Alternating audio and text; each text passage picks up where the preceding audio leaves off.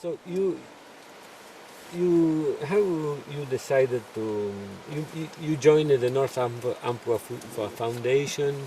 I'm not a great joiner. I've never joined the North Umpqua Foundation. I have absolute confidence in what they do, and I'm volunteering here because of them, but I've never actually formally joined the organization. Mm-hmm. But they're well worth joining. I just have never gotten around to it. That the Umpqua has changed your life dramatically Oh yes. in some point of your life you decided to stay 6 months a year here. Yeah. What happened? I You know, it's a mystery to me. It seemed like the right thing to do, I guess, more than anything else. I had reached a point in my life where living simply and giving my dog a good life and became important. And especially important was giving something back to the fish, because the steelhead had given me so much pleasure and such a rich period of my life. Mm. I'm sure you have a river. Do you have a river that has your heart captured in Oh Argentina? yes. Oh yeah. More than one?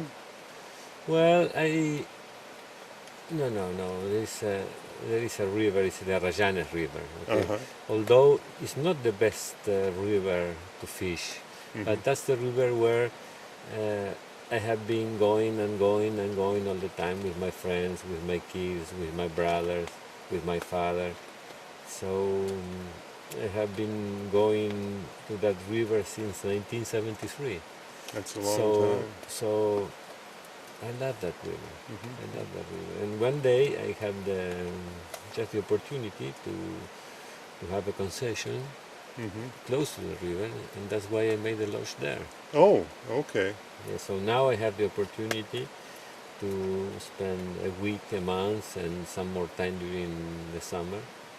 And yeah, I agree with what you say. We have to return something to the fish, to the environment.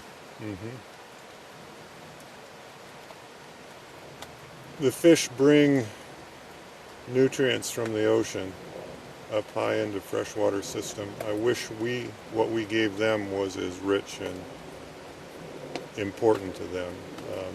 My own impression is that the best thing we can do for them now is to leave them alone.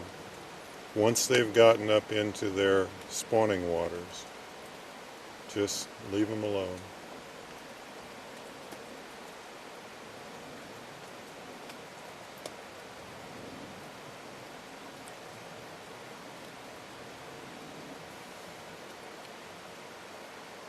How do you manage silence? Um, well, I don't. You miss the noise of the talking of the people someday? No, the the noises are profound around here. The noises of the creek, the noises of the fish, the birds, the coyotes, the Yeah, you're right. the sound of the rain. Yeah, you're right. I was thinking about silence of people, the capacity of being alone such a long time. It You're in peace with yourself. I think generally I am. Generally I am. I'm certainly not enlightened by any stretch of any imagination, but I think I've always, from the time I was a small child, enjoyed being outdoors. Yeah, And me if too. you're outdoors enough, you realize there are certain things that aren't outdoors, and that's the sounds of cities and other things like that. And I think if you spend a fair amount of time outdoors, you generally become a better listener I than agree. Yeah, completely. Yeah. In the cities we are dominated a bit for our eyes. Okay, everything is done with our eyes. As soon as you get out, the intensity of the sound decreases, and you can get the difference, and your hearing Mhm. becomes more and more important. Yeah, your senses, I think, Maria, I'm sure you're aware of this, and Alfredo too, that your senses get more acute as you spend time in less noisy environments. Yes.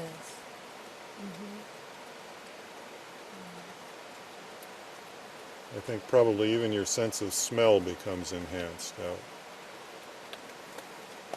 I had an older woman who visited here with her husband about 10 years ago, and they had some friends with them, and they made the point of saying that this woman had the finest sense of smell that any of them had ever encountered. You know, and she was telling me how each creek smells different and how this creek has a nice odor. About that time I realized I hadn't taken a shower in 3 or 4 days, and I involuntarily took several steps back. She was very gracious. She said there was no odor from me.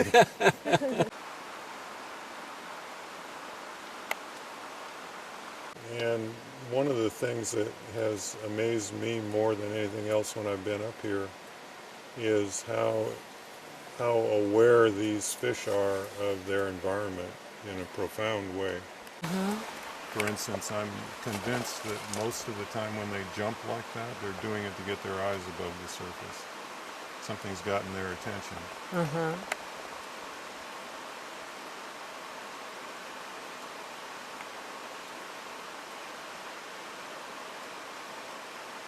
And how many times have you been fishing through a run and had the fish you were fishing for jump up and give you the impression that it's looking at you? I'm convinced they are, in fact, looking at me. So you think they jump to see you? Yes. Or to see something else that's gotten their attention.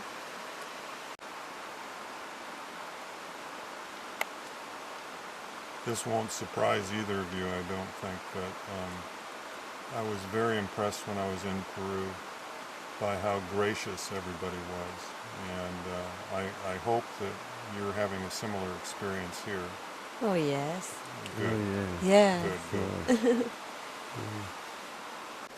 I almost have the idea that the light is becoming brighter out here now. Lee, what would you say to fly fishermen? Which will be your words for fly fishermen? What do you think that we should do? Gosh, that's a profound question. Okay, I would have to say that the same thing that I'd say to anybody about what they were doing. The more you can make it kind and generous and compassionate, the better everything will be. I agree. Dalai Lama said so too. Yes.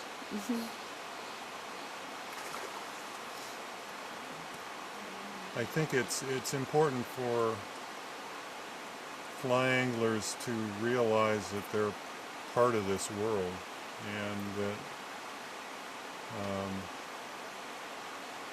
they need to be aware of the fish in a sense beyond just simply hooking and releasing or fighting or something like that.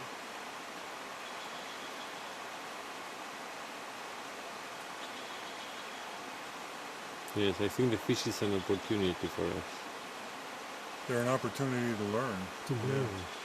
Yes, very much. They get us outside, they put us alone with ourselves.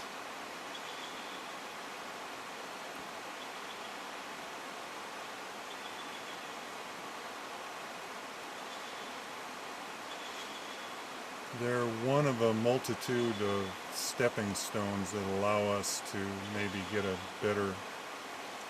become more aware of ourselves in the world that's around us. For some people, that stepping stone, it's useful that it's a fish. For other people, it could be a bird or music or a dance or whatever. Ay, qué linda. And what is that bird? That's a Steller's jay. It has the most beautiful eyebrows you'll ever see on a bird.